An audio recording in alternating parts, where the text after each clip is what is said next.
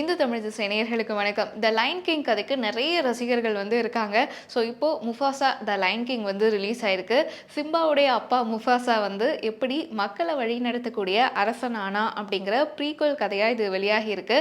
குழந்தைங்கள்ல இருந்து பெரியவங்க வரைக்கும் விரும்பி பார்க்கக்கூடிய இந்த முஃபாசா த லயன் கிங் படம் எப்படி இருக்கு அப்படிங்கிறத ரிவ்யூல பார்க்கலாம்.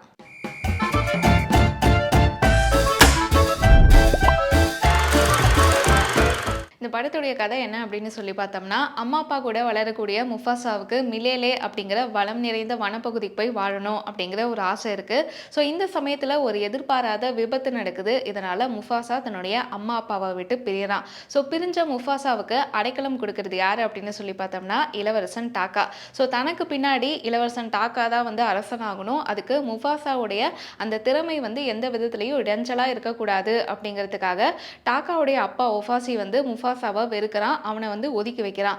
ஆனால் டாக்காவுடைய அம்மா ஈஷா இருக்காங்க இல்லையா, ஸோ அவங்க முஃபாசாவை தன்னுடைய பையன் மாதிரி அன்பு கொடுத்து வளர்க்குறாங்க. ஸோ இந்த மாதிரியான ஒரு சூழலில் வெள்ளை சிங்க கூட்டத்துக்கும் முஃபாசாவுக்கும் ஒரு பகை ஏற்படுது.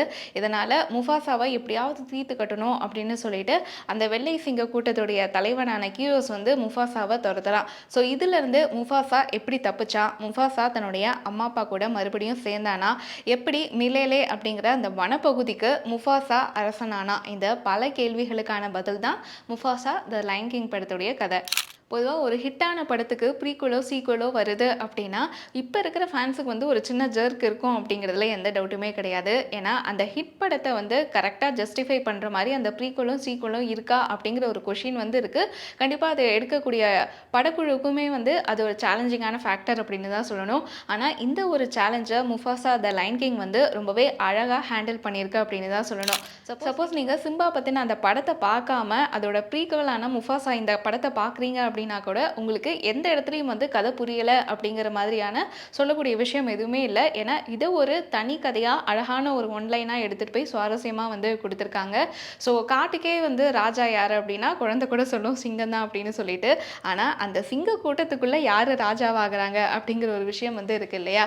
ஸோ அதை தான் இந்த படத்தில் கொண்டு வந்திருக்காங்க.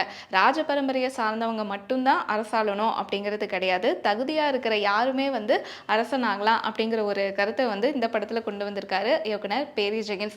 அதே மாதிரி இந்த படத்தில் முஃபாசாவோட முன்கதை மட்டும் இல்லாமல் டாக்காவுடைய முன்கதையும் ரொம்பவே அழகாக எழுதி காட்சிப்படுத்தியிருக்காங்க.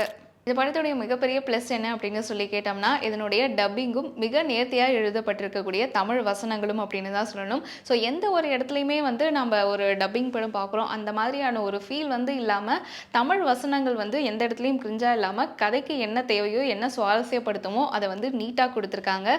அதே மாதிரி முஃபாசாவுக்கு அர்ஜுன் தாஸ் வாய்ஸ் கொடுத்துருக்காரு இந்த ப்ரீக்வலில். ஸோ அர்ஜுன் தாஸோட வாய்ஸ் இயல்பாகவே ஒரு கர்ஜிக்கிற இயல்பு இருக்கும் அப்படிங்கிறதுனால முஃபாசாவுக்கு ரொம்பவே கரெக்டாக சூட் ஆகுது. அதே மாதிரி டாக்காவுக்கு அசோக் செல்வன் வாய்ஸ் கொடுத்துருக்காரு. ஸோ அவருடைய அந்த வாய்ஸில் இருக்கக்கூடிய குறும்புத்தனம் அங்கங்கே டாக்காவுக்கு ரொம்பவே அழகாக பொருந்தி போகுது. இது மட்டும் இல்லாமல் Robo Shankar, VTV Ganesh, Singampuli, so இவங்களுடைய வாய்ஸ் ஆக்டிங்குமே ரொம்ப இன்ட்ரெஸ்டிங்காக இருக்குது. அங்கங்கே சிரிக்கவும் வைக்குது. ஸோ இந்த மாதிரியான படத்தில் அனிமேஷன் அண்ட் விஎஃப்எக்ஸ் ஒர்க் அப்படிங்கிறது எந்த அளவுக்கு இம்பார்ட்டன்ட் அப்படிங்கிறது நமக்கு தெரியும். ஸோ இதை ரியலைஸ் பண்ணி தான் ஒரு டாப் நோச்சான ஒர்க்கை டிஸ்னி டீம் கொடுத்துருக்காங்க. படம் பார்க்கக்கூடிய ஆடியன்ஸ் நமக்குமே நம்மளும் அந்த வேர்ல்டில் ஒன் ஆஃப் த பார்ட்ஸ் அப்படிங்கிறத ஃபீல் பண்ணுற அளவுக்கு ஒரு குறை சொல்ல முடியாத ஒர்க் கொடுத்துருக்காங்க.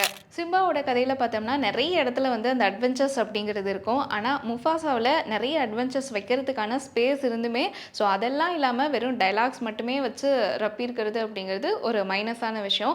ஆனால் படத்துடைய பிகினிங்கில் ஒரு அண்டர் வாட்டர் சீக்வன்ஸ் வரும். அதுக்கப்புறம் முஃபாசா அந்த வெள்ளை சிங்க கூட்டத்தை எதிர்த்து யானைகள் உதவியோட ஒரு ஆக்ஷன் பண்ணுவாப்பில். ஸோ இந்த ரெண்டு காட்சிகளுமே ஒரு பரபரப்பாக பார்க்குற ஆடியன்ஸை என்கேஜ் பண்ணுற விதமாக இருக்கும். அதே மாதிரி தமிழ் வசனங்கள் ரொம்ப நேர்த்தியாக இருக்குது அப்படின்னு சொன்னோம் இல்லையா. ஸோ டைலாக்ஸில் கான்சென்ட்ரேட் பண்ணவங்க பாடல்களில் கோட்டை விட்டுட்டாங்களோ அப்படின்னு சொல்கிற அளவுக்கு பாடல்கள் பெருசாக இம்ப்ரெசிவாக இல்லை. அதே மாதிரி ஸோ முஃபாசா கதை இதுதான் அப்படிங்கிற அந்த ஒன்லைனை நம்ம ஃபர்ஸ்ட் ஹாஃப்லேயே புரிஞ்சுக்கிறோம். ஸோ இதுதான் கிளைமேக்ஸாக இருக்கும் அப்படின்னு தெரிஞ்சதுக்கப்புறமும் செகண்ட் ஹாஃப் ரொம்ப நேரம் போயிட்டுருக்கோ, ரொம்ப இழுவையாக இருக்கோ அப்படிங்கிற ஒரு ஃபீல் இருக்குது. ஸோ அதனால் செகண்ட் ஹாஃபில் கொஞ்சம் ரன் டைமை கட் பண்ணியிருக்கலாம். லைன் கிங் படங்கள பொறுத்தவரைக்கும் அதோட கதைகள் வந்து ஆஹா ஓஹோன்னு இருக்குமா அப்படின்னு கேட்டோம்னா, அதெல்லாம் கிடையாது. யூசுவலான ஒன் லைன் தான். ஆனா, இதெல்லாம் தாண்டி அந்த படம் வந்து எங்க ஹிட் ஆகுது அப்படின்னு சொல்லி பார்த்தோம்னா, அதோட டாப் நோட்சான visual, animation, VFX and dialogues, adventures இதெல்லாம் தான் வந்து அந்த படத்த கட்டி போடுற ஒரு ஹிட் ஆக்கக்கூடிய ஒரு விஷயமா இருக்கு. ஸோ முஃபாசா த லைன் கிங்ல பார்த்தோம்னா, எல்லாரும் சமம் அப்படிங்கிற ஒரு சமூக நீதிய வந்து முன் வச்சு பேசியிருக்காங்க. ஸோ குழந்தைங்க மட்டும் இல்லாம அடல்ட்ஸும் என்ஜாய் பண்ணக்கூடிய ஒரு டாப் நோட்சான விஷுவல் தான் வந்து படத்துல இருக்கு. ஸோ படம் பார்த்துட்டீங்க அப்படின்னா, உங்களுக்கு பிடிச்ச விஷயங்கள் என்ன? பிடிக்காதது என்ன? அப்படிங்கிறத கமெண்ட்ல எங்க கூட ஷேர் பண்ணுங்க.